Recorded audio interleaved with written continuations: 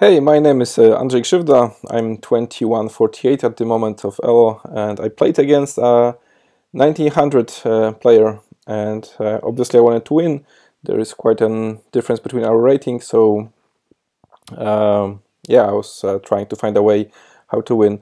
I didn't prepare, so I didn't really know what my opponent is playing, and I just discovered c6. Which is an opening really hard to win against, so I was thinking whether I want to go into the theoretical lines, which I'm not really that good at, or to play something very simple but try to outplay my opponent in some strategical decisions. And I went for the second option, so this is simplifying. This is now the static structure. We've got the Carlsbad structure here, and I know several ideas here, so I was trying like prepare problems to my opponent, even though we are starting with very equal. So if I believe that with this exchange, basically white says, I don't really want the opening advantage. I will play for something better later on. And so I play bishop d3 just to develop my piece. Here an important thing is that black with Caro-Kann, they always want to go with the bishop somewhere. So now I take the f5 square immediately. g4 is still taken by the knight, by the queen. And after g6, which he played, he prepares to fianchetto, but also he makes this place for the bishop if it's a problem. So now I play c3 because now I know that he's putting his bishop on g7, so I can like immediately block the bishop this way. But also I create a place for my queen, and also I still don't develop the knight, so that bishop g4 is still not an option. But now I have to do something. I don't really have that really great waiting moves, and I really don't want to have his bishop here, so h3 is one option to do. It's obviously a very slow option, but that's fine. He goes bishop f5, and now I realized that usually people play knight f6 sooner here, so I was wondering whether that makes any difference. But this move I can quickly take. And before that game, one of my weaknesses, which I'm trying to improve in practical games, is my controlling of time. So this game was 60 minutes for a whole game and 30 seconds after each move. So quite a fast time control overall. And here I was trying to always have not worse time than my opponent, which I managed to do until later points where I felt I was close to be better. Knight f3, that's so I was thinking maybe knight b3, but this always feels like maybe too early. But let's see, knight f3, let's see what the opponent plays. If knight c6, then we just castle normal moves. But knight d7, this looks like a bit weird. So I thought, okay, maybe I can already take advantage from that somehow. So look, b7, d5, they're both undefended. f5 is also undefended. So maybe queen c2, that would be just normal e6. But queen b3 is actually attacking both those pawns. And the only move to defend both of them is knight b6, which is not a really good move, good place for the knight. However, it's worth to remember that in this Carlsbad structure, almost Carlsbad because this is not a nice structure here with those double pawns, knights actually have those nice places here, d3 and d6.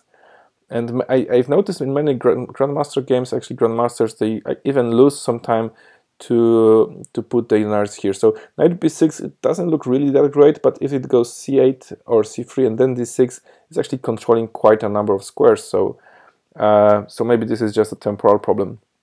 a4 is my attempt to create some problems for the opponent, because a5 is not possible here. a5 would be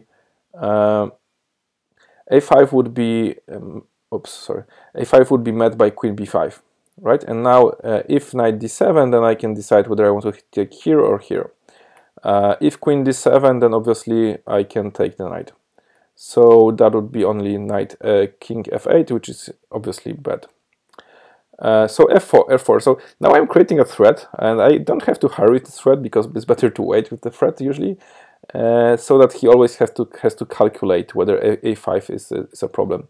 Queen d7, that's also not a perfect place for the queen, but he wants to keep protecting those places. Usually king c7 would be better, but then a5, and maybe that's a problem for the d5 pawn.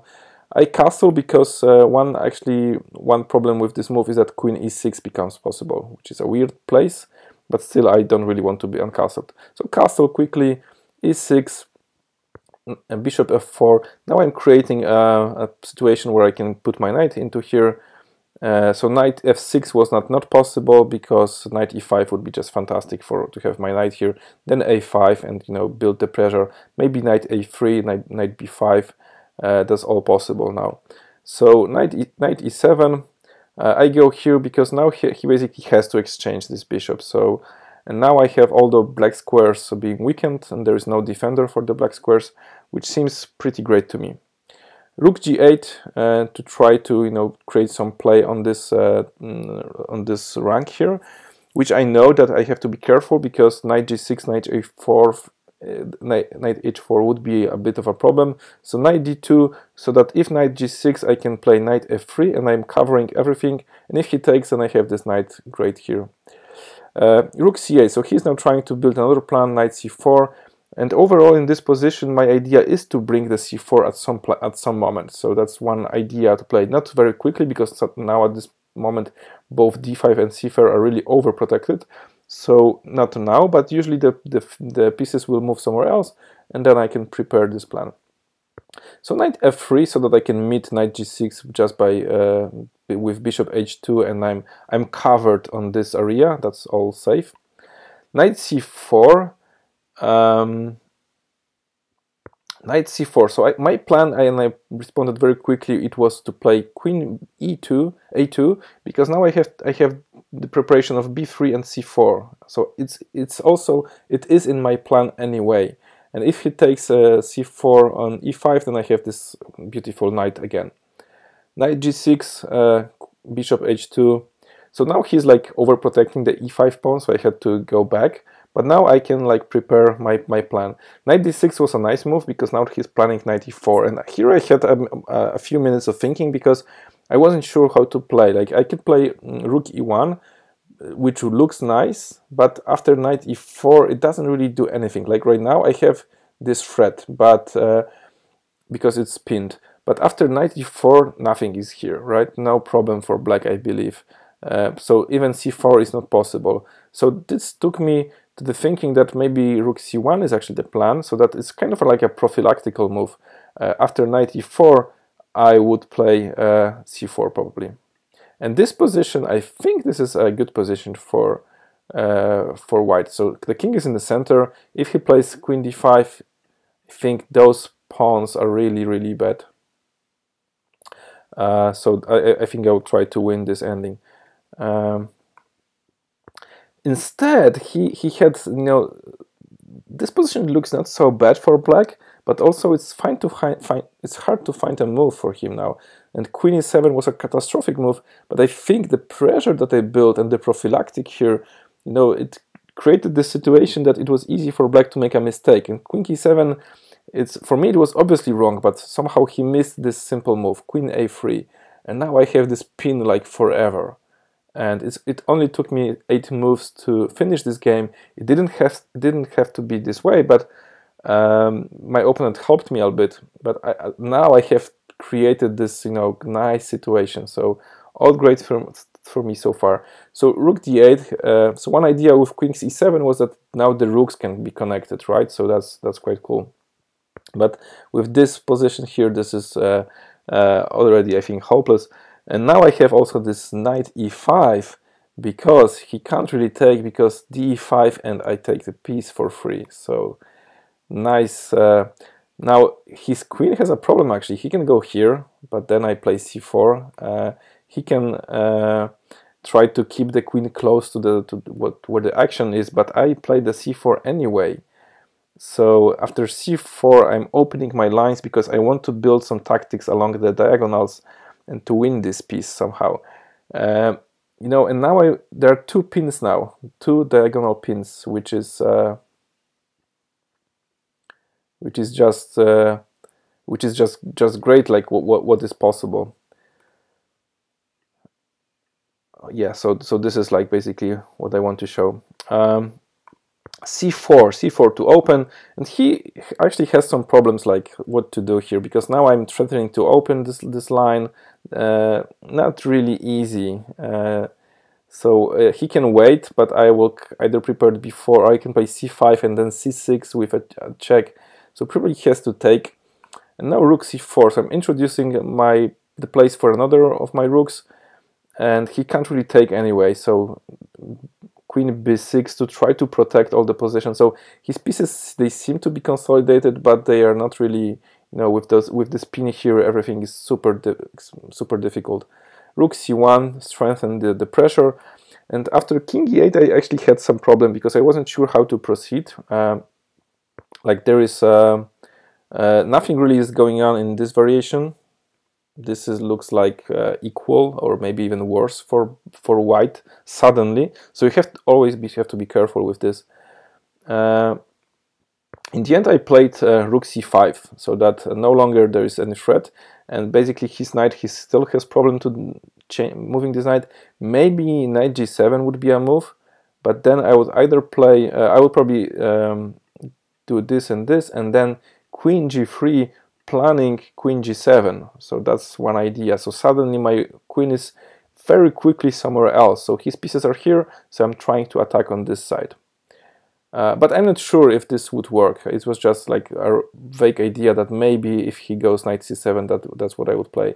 But he was under such a pressure here that he has to make mistakes. Basically, this is the idea also for playing against lower rated players, to force him to put some pressure so that so they are like kind of forced to make mistakes. And this is where he thought that maybe it's already so bad. And he told me he was afraid of queen g3 after knight e7, and he was like illusioned that there is some tactics here, because yeah, maybe there is some tactics because I can't take because there's checkmate. But one simple move b4, and after knight is e5, bishop e5, I have this diagonal, and in the end all this and now the rook is protected here. So in the end I actually was able to take this piece, and here my opponent resigned. Which I was like very happy, because that was like a quite a quick win overall. So if we go I really like to see the games fast forward to see like how the here is what the action took place in the center. Then we go a little bit on the queen side, and now we are creating the pressure with the diagonals, and now the position simplifies, but now I'm just a piece up. Thanks for watching. This is my first video of this series. I will create more videos of my games and maybe some other games. This is my journey from 2100. As you see, I started with 2100, now I'm 2148. I want to become an international master, hopefully. So I'm not sure if I manage this, but you can watch me, you can help me. If you have any improvements to this game, feel free to comment. If you have any questions, feel free to comment. I will try to reply. And thanks for watching, and see you in the next video.